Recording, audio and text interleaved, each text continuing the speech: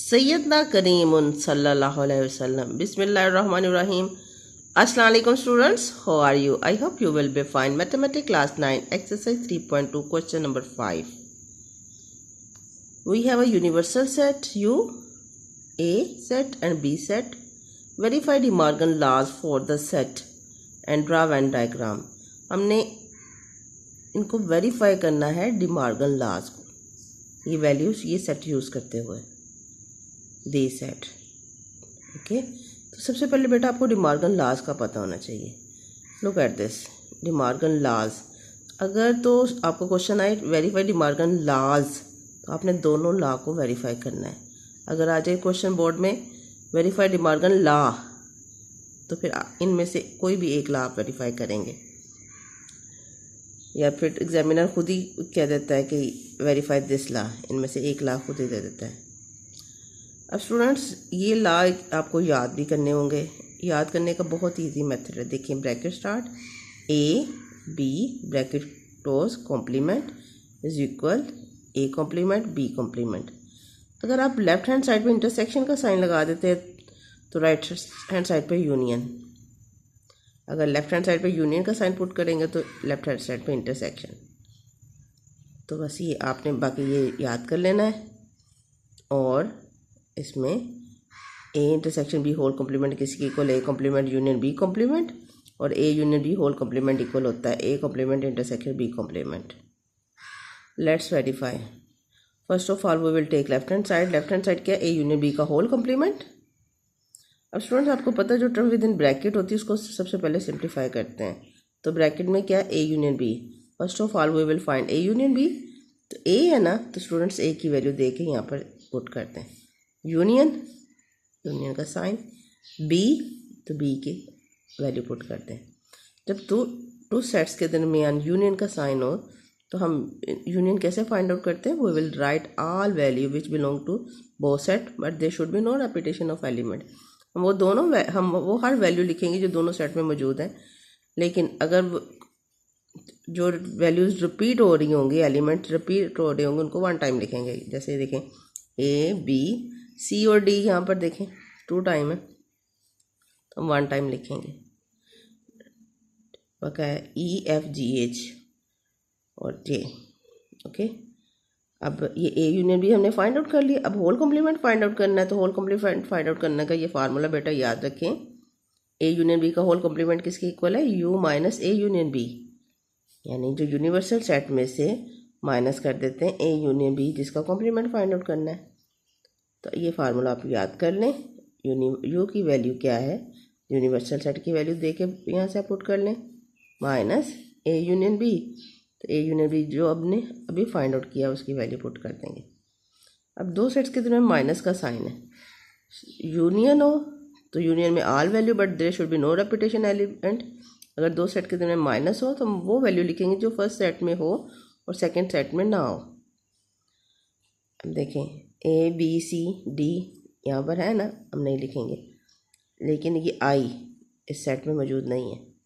वो वैल्यू लिखनी जो फर्स्ट सेट में मौजूद हो और सेकंड में ना हो। तो बाकी सारे एलिमेंट सेकंड सेट में हैं लेकिन आई नहीं है, तो आई हमारा आंसर आ जाएगा A union B whole complement का। इसको इक्वेशन 1 का नेम दे दें।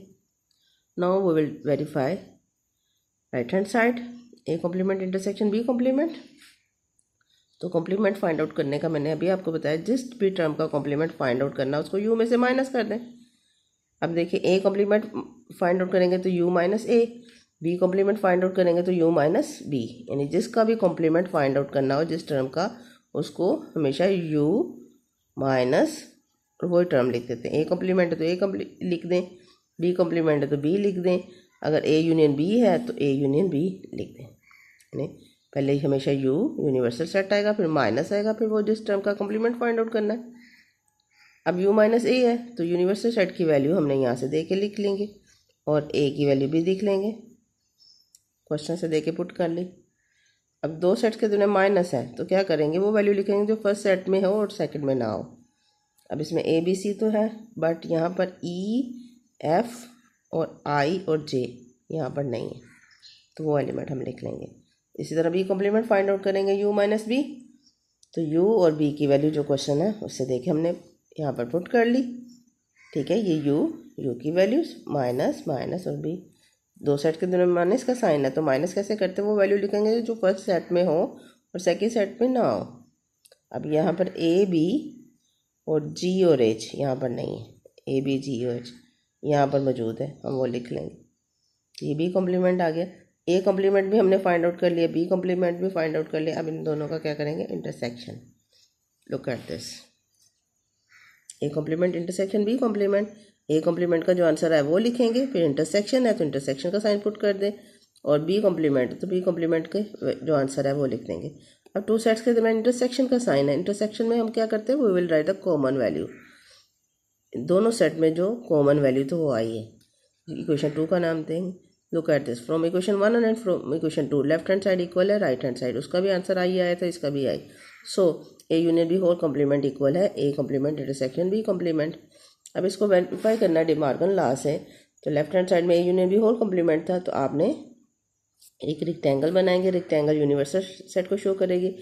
जो सर्कल है ए, तो इसमें ए के एलिमेंट लिखेंगे, ए के एलिमेंट थे ए बी और सी डी जी एच, तो ये सी डी कॉमन था ए और बी में, तो ये जो कॉमन एलिमेंट है वो इस पार्ट में आ जाएंगे, और बी के एलिमेंट लिख लेंगे, लेकिन जो कॉमन है वो नहीं लिखेंगे। देखिए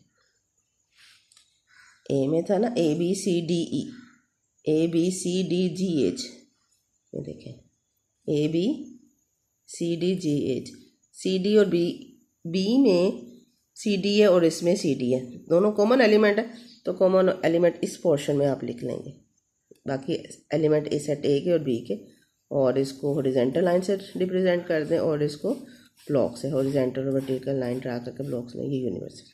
इसी तरह A complement intersection B complement का भी इसी तरह होगा, तो आपने जो ए कॉम्प्लीमेंट उसको हॉरिजॉन्टल लाइन वर्टिकल लाइन से, और बी को सेम उसी तरह, और ये यूनिवर्सल सेट आपका रेक्टेंगल शो कर रहा है। I hope you will understand. In case of any problem, you can ask me. Thank you. Have a nice day. Allah Hafiz.